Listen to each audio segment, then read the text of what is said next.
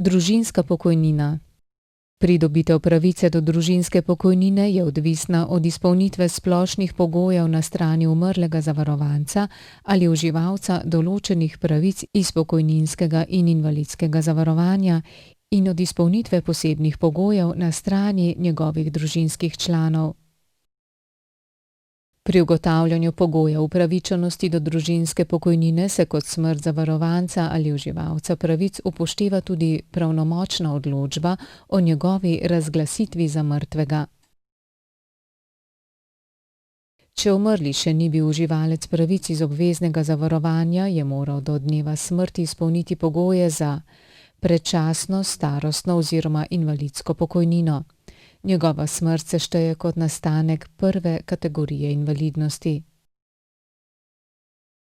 Če je bil umrli uživalec pravic, so pogoji na njegovi strani izpolnjeni, če je užival predčasno, starostno ali invalidsko pokojnino iz obveznega zavarovanja ali pravice na podlagi invalidnosti iz obveznega zavarovanja.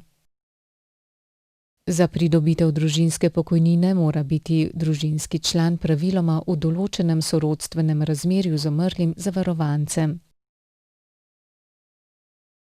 Družinsko pokojnino lahko pridobijo otroci in drugi družinski člani.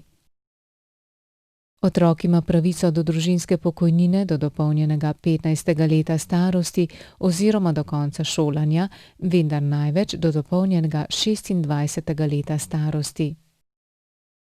Če je do družinske pokojnine upravičen en družinski član, se pokojnina odmeri v višini 70% osnove. Če sta do družinske pokojnine upravičena dva družinska člana, se pokojnina odmeri v višini 80% osnove. Če so do družinske pokojnine upravičeni trije družinski člani, se pokojnina odmeri v višini 90% osnove. Če so do družinske pokojnine upravičeni štirje ali več družinskih članov, se pokojnina odmeri v višini 100% osnove.